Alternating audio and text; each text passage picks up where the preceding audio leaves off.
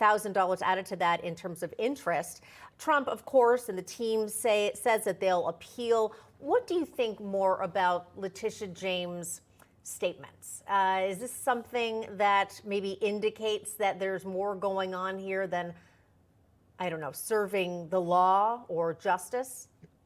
No, this has always been a political case for her. She ran on it to get elected, to go and get Trump. And, obviously she's going to fling that saber. But, at the end of the day, this judgment is not going to stand, whether or not the appeals court in New York overturns it or whether the Supreme Court of the United States overturns it.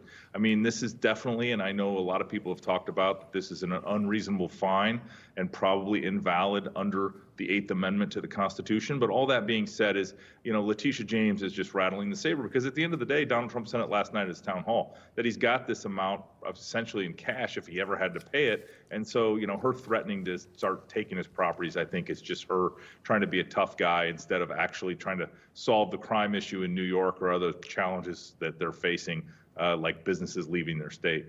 Yeah, that's certainly a major issue, though. We've talked about this a lot, though. Governor Hochul saying nobody else has anything to worry about.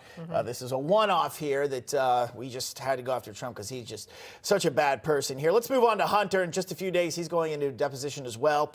We know his business associate, Tony Bobolinsky, Matt, he has testified himself saying Joe Biden was, in fact, the big guy, that there was a business set up to profit off the Biden brand here. What more do Republicans need, though, out of Hunter when you got something like that?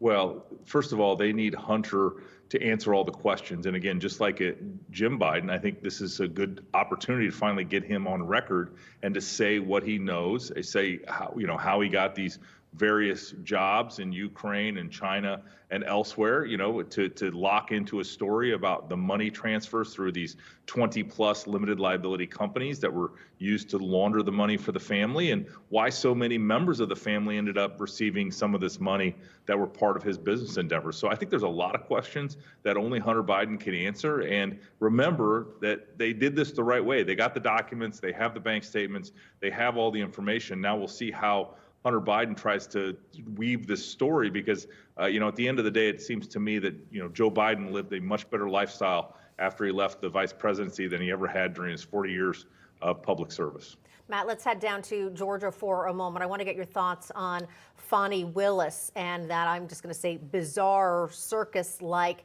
testimony that we all witnessed last week. The judge, of course, supposed to make a ruling as to whether or not she will be disqualified from the case, along with prosecutor Nathan Wade. What say you?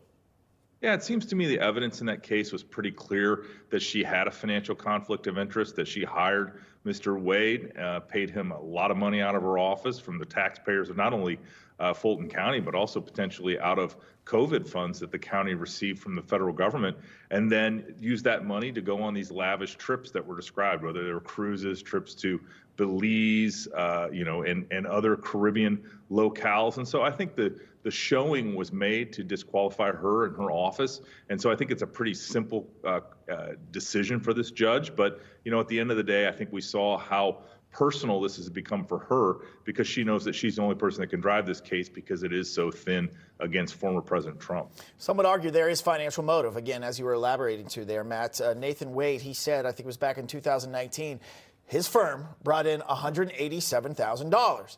Well, then he goes on to Fulton County and collects nearly $1 million, upwards of $1 million. So if that's not financial motive for Fani to bring on her lover to make him wealthy, much more wealthy than he was, I don't know what else it is.